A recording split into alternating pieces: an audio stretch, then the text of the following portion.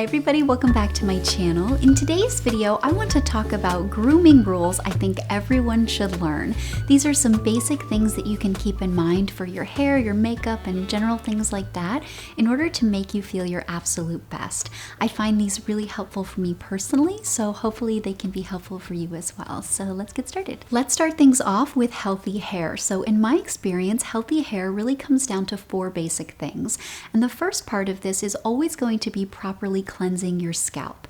Making sure that you're getting rid of all of that residue, dirt, gunk, and product buildup is really going to allow your hair to grow as strong as it possibly can and to ultimately look really good. So this is part of the routine that I think a lot of us can overlook because washing your hair has been vilified in the past couple years for a good reason, because I think there's a lot of bad information out there.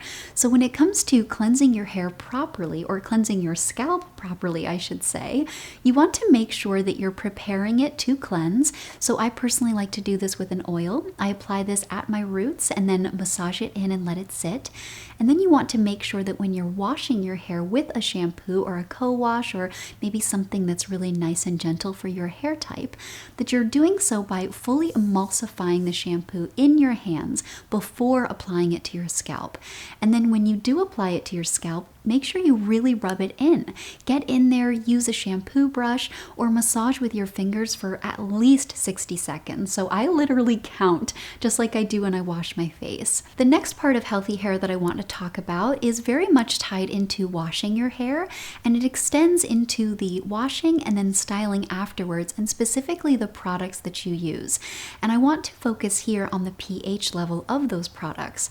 So pH is something that we don't really think about when it comes to hair and skin, but it's very important. And maintaining the pH of your hair and your skin can really allow them to be as healthy as possible. So when it comes to your hair specifically, a good pH level is going to maintain a healthy scalp and ultimately allow your hair to stay strong and resistant to heat damage, environmental damage, and then ultimately fight against frizz. It will have a nice sturdy shell basically. So it's really important to keep your products within a healthy range, and I will put that here for you. So if you don't know the pH of your products, you can probably find that online. That's how I found most of mine. Some brands are even putting it on the bottles of their products now, or you can test it yourself. So I will link the pH strips that I used down below to test my products, and I literally lined them all up and tested every single one and only used those within the appropriate pH for my hair. And my hair has been so much healthier as a result. It feels stronger, it's softer, it's shinier. It doesn't get as frizzy as quickly in the heat and humidity. And then it also is less stretchy when I'm styling it when it's wet. So when I go to comb it out after I get out of the shower, it makes such a big difference, and I highly recommend it. So like I said, I will link the pH strips down below and then some of my personal favorite pH balanced hair care products in case you're curious. The next part of achieving healthy hair that I want to talk about is blow drying your hair properly, and how that can sometimes be healthier for your hair than letting it air dry. This is something that I've recently started changing up in my own routine, and I've been so happy with the results. So essentially, when our hair is wet, it's the most vulnerable. It's very prone to breakage and very susceptible to damage when it's in that state. So it's important to be very careful with your hair.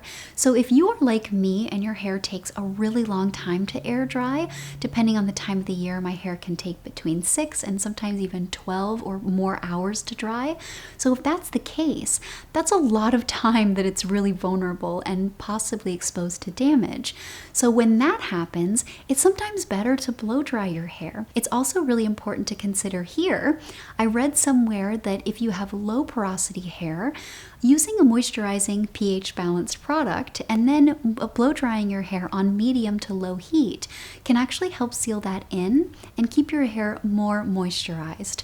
So I really recommend experimenting with this for yourself, and if you are going to choose to blow dry, make sure you do so properly. So that means that you keep it a safe distance from your scalp and your hair so you don't burn either, and then move it around. Don't keep it localized for too long on any one spot, and then ultimately use medium to low speed and medium to low heat.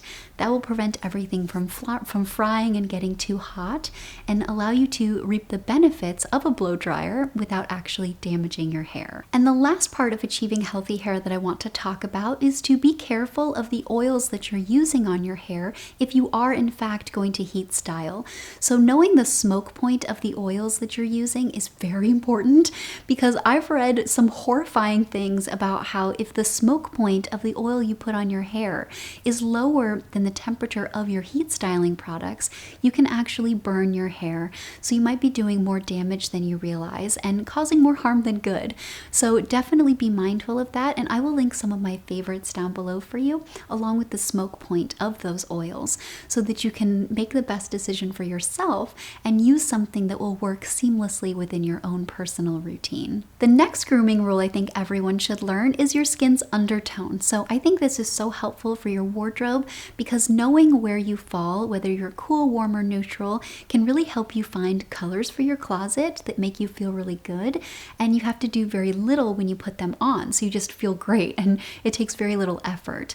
And that same logic applies to beauty and grooming as well. So if you dye your hair, this can help you choose color there.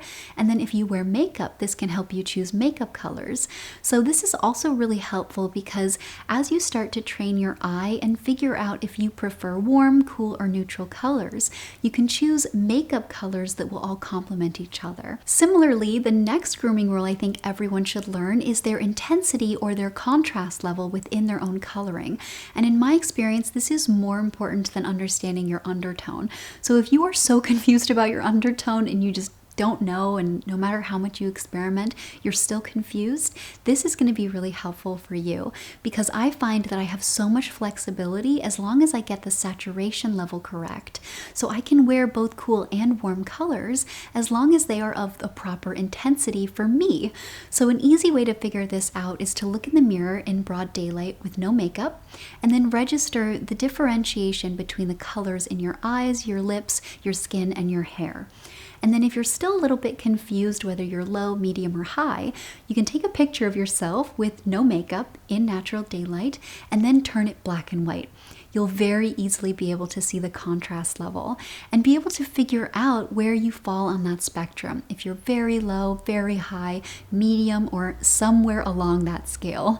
So playing with this is going to be so helpful, because like I said, for myself, I have so much flexibility as long as the intensity level is correct. So experiment, have fun, and ultimately do what you feel best in. And last but not least is that simple and consistent is always better than complicated and inconsistent.